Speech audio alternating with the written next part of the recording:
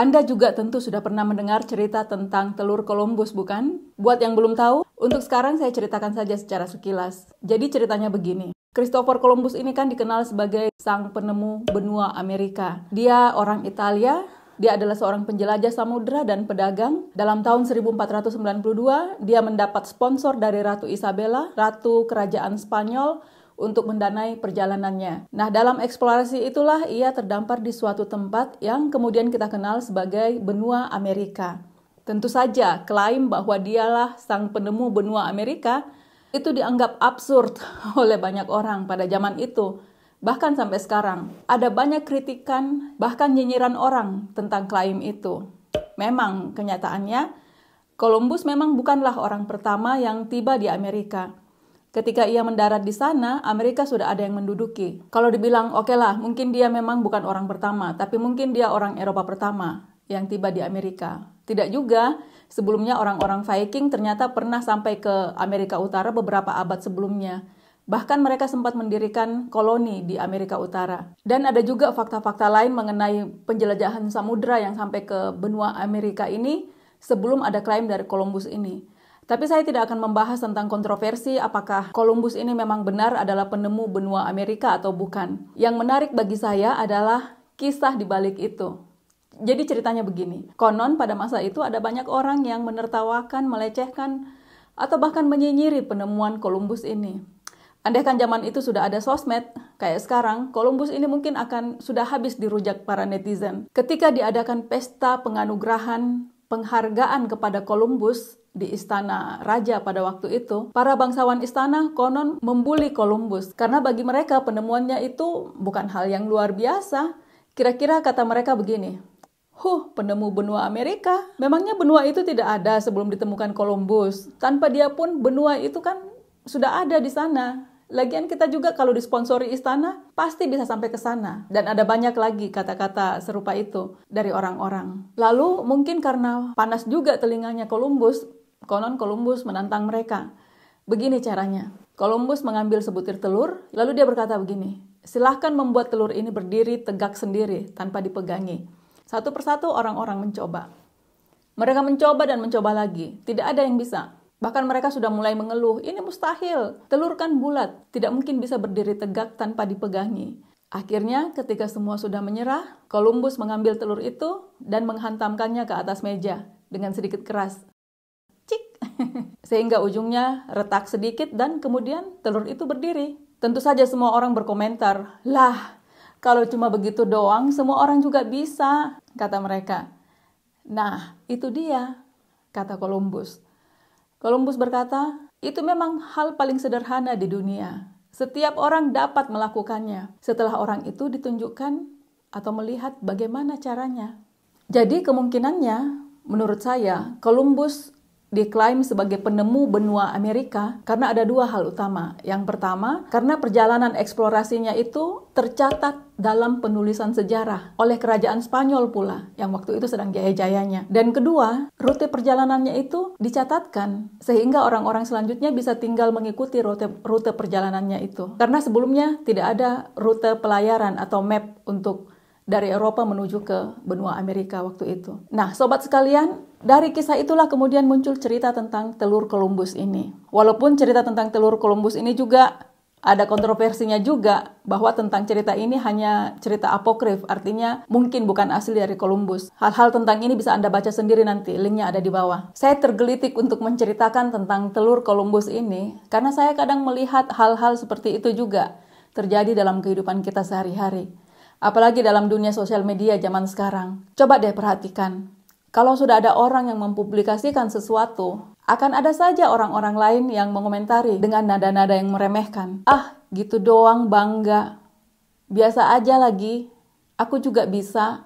Semua orang juga bisa. Persis seperti kata Columbus. Apa-apa yang sudah ada yang melakukannya, yang sudah ada contohnya, memang akan tiba-tiba terasa gampang bagi orang-orang.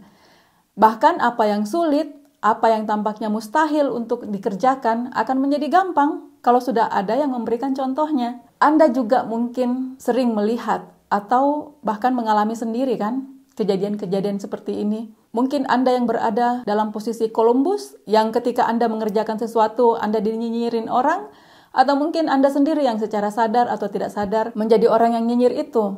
Saya akan memberikan contoh yang paling dekat yang saya alami sendiri. Jadi ada satu video short saya, judulnya Jajanan Unik ala Vietnam. Video ini sebenarnya iseng saja saya shot pada waktu itu ketika kami sedang di Vietnam. Tapi lumayanlah, walaupun ini hasil iseng-iseng, ternyata video ini dalam 1 bulan pertama, views-nya itu hampir 500.000 views dan like-nya ada 4 ribuan. Tapi sayangnya itu tidak menjadi subscriber dan nggak ada AdSense-nya. Nah, saya teringat akan cerita telur Columbus ini ketika membaca kolom komentarnya. Tadam! Ada yang mengomentari soal alat penirisnya yang katanya kayak bekas kipas angin. Ada yang mengomentari soundnya, ada yang fokus ke talenannya. Yang mana itu biasa sajalah menurut saya. Tapi yang paling menggelitik saya adalah komentar-komentar yang rada-rada gimana gitu. Yang intinya bilang gini, ya elah pisang goreng doang. Atau ada juga yang bilang, di Indonesia juga banyak, nggak usah jauh-jauh ke Vietnam. Bahkan ada yang nadanya kayak sinis dan merendahkan gitu, baik sisi Vietnamnya maupun sayanya. Sebenarnya saya tidak ada masalah dengan komentar-komentar seperti itu. Sebab saya juga sudah maklum sih bahwa mungkin akibat kita sudah terbiasa dengan konten-konten 15 detikan begini, sehingga sudah terbentuk budaya tertentu di kalangan kita yang kayak cepat baper, gampang tersinggung, dan sangat cepat untuk menuliskan komentar. Selain itu, saya juga mengakui bahwa judul yang saya cantumkan di sini memang agak terkesan provokatif sih. Jajanan unik ala Vietnam. Tapi kan ini kan channel YouTube kan ya. Kita perlu dong bikin judul yang membuat orang tertarik untuk mengklik, ya kan? Dan untuk itu kita perlu memilih kata kunci. Dan saya merasa judul ini memang sangat pas. Karena coba saja kalau misalnya yang saya tuliskan adalah inilah jajanan pisang goreng. Lah, ada berapa banyak orang sih yang mencari di YouTube kata kunci jajanan pisang goreng? Atau kalau yang saya tuliskan, jajanan Vietnam yang biasa saja, kayak di Indonesia. Lah, siapa yang mau mengklik? Jadi saya pilihlah kata kunci itu, jajanan unik ala Vietnam. Nah, mungkin masalahnya adalah kita itu tidak memiliki pemahaman yang sama mengenai apa yang disebut unik. Apa saja faktor-faktor yang membuat sesuatu itu disebut unik, beda. Sehingga barangkali ketika mendengar kata unik, beberapa orang itu mengharapkan sesuatu yang wow, sangat luar biasa sekali. Sesuatu yang belum pernah ada sebelumnya. Atau sesuatu yang benar-benar baru lahir dari dunia antah berantah. Sehingga ketika mereka mendengar kata unik dan ujung-ujungnya yang mereka lihat, lah ya elah cuma pisang goreng, mereka jadi merasa kecewa. Padahal kan keunikan itu menurut saya bukan hanya dari sesuatunya, tapi juga dari caranya kah, atau dari bentuknya, dari rasanya. Dan yang terpenting menurutku adalah di atas semua itu, apa klaim kita atas sesuatu itu. Kembali ke soal komentar-komentar dalam video short itu. Yang saya mau bilang adalah, saya tahu ada banyak pisang goreng di Indonesia. Saya juga tahu itu. Siapa sih orang Indonesia yang tidak tahu pisang goreng? Lagi pula, saya orang yang lahir dan besar di Sulawesi Selatan. Dengar saja dialek saya. Saya tahu tentang pisang epek di Makassar, pisang goreng pakai sambalnya orang Manado, pisang kipasnya Pontianak yang pernah viral itu, bahkan sebelum ada YouTube. Ada juga yang namanya pisang madu, pisang geprek, pisang crispy, piscok, atau pisang goreng kekinian dengan berbagai macam toppingnya. Memang banyak sekali, tidak mungkin saya sebutkan satu persatu di sini. Tapi kenapa saya menyebut pisang goreng yang di video ini unik adalah karena cara membuatnya. Dan rupanya si ibu muda yang membuat ini, itu dia juga sangat mengerti bahwa dengan pakai alat kaca seperti ini, kita dapat melihat prosesnya. Mungkin dia sadar itu karena di sekitarnya ada banyak turis-turis yang sering mampir di sini. Lagi pula, bagi saya yang tidak berpengalaman, membuat pisang menjadi setipis ini dan sepanjang ini tanpa terputus dan hasilnya cantik dan berdiri tegak seperti ini, itu benar-benar hal yang sangat unik buat saya. Kalau saya yang bikin, mungkin akan putus dan hasilnya akan letoy.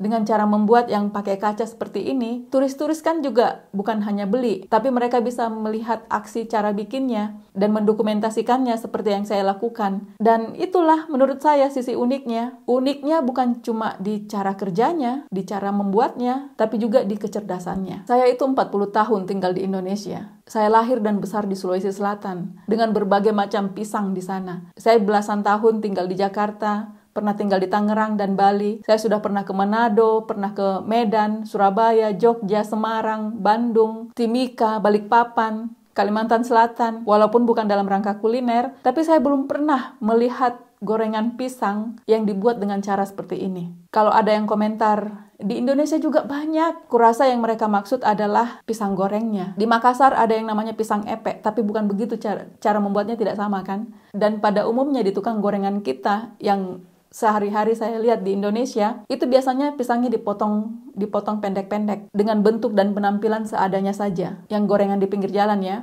Bahkan seringkali gorengannya itu cuma ditumpuk-tumpuk di gerobak sampai dingin. Kalaupun ada yang sadar akan turisme, seringkali bukannya mereka bikin kita happy, tapi malah menyebalkan. Contohnya ya, hasil pengalaman saya sendiri. Saya pernah pesan pisang goreng di Bali. Judul di daftar menunya itu banana karamel atau apa gitu. Harganya kalau tidak salah 45.000. Mau lihat gimana hasilnya? Ini nih. Saya mau komplain pada waktu itu. Tapi ditahan-tahan sama Pak suami. Nggak ada gunanya katanya. Kalau kamu komplain, itu hanya akan merusak hari kita sepanjang hari ini. Yang saya harapkan teman-teman dengan mempublikasikan video ini adalah selain hanya sekedar karena saya suka dan untuk dokumentasi jalan-jalan kami, saya juga berharap bahwa ini paling tidak akan ada 1 atau 2 orang yang menjadikan ini sebagai contoh atau inspirasi untuk jualan kayak atau apa. Dan sama sekali bukan tujuan saya untuk mau bilang bahwa Indonesia tidak punya jajanan yang unik. Bukan, itu sangat jauh sekali.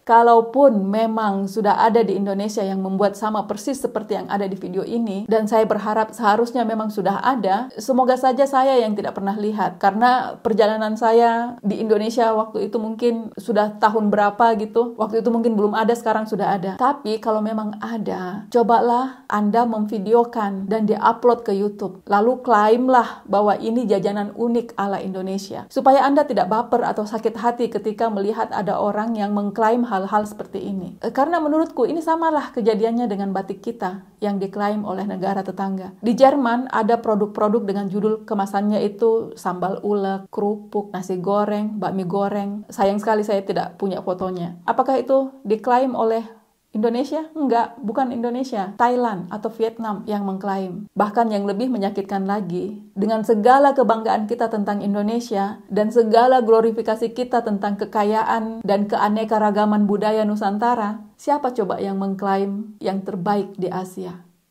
Malaysia dengan brandingnya Malaysia Truly Asia. Kita, Indonesia, kita cuma bisa bilang banyak, yang begituan banyak di Indonesia. Kuliner dan budaya Nusantara banyak, kaya. Saking banyaknya sampai... Tapi sudahlah. Barangkali memang betul pesan sederhana dari telur Columbus ini. Semua orang akan merasa itu gampang. Semua orang akan bilang itu hal biasa yang kamu lakukan. Siapa saja bisa ketika sudah melihat contohnya.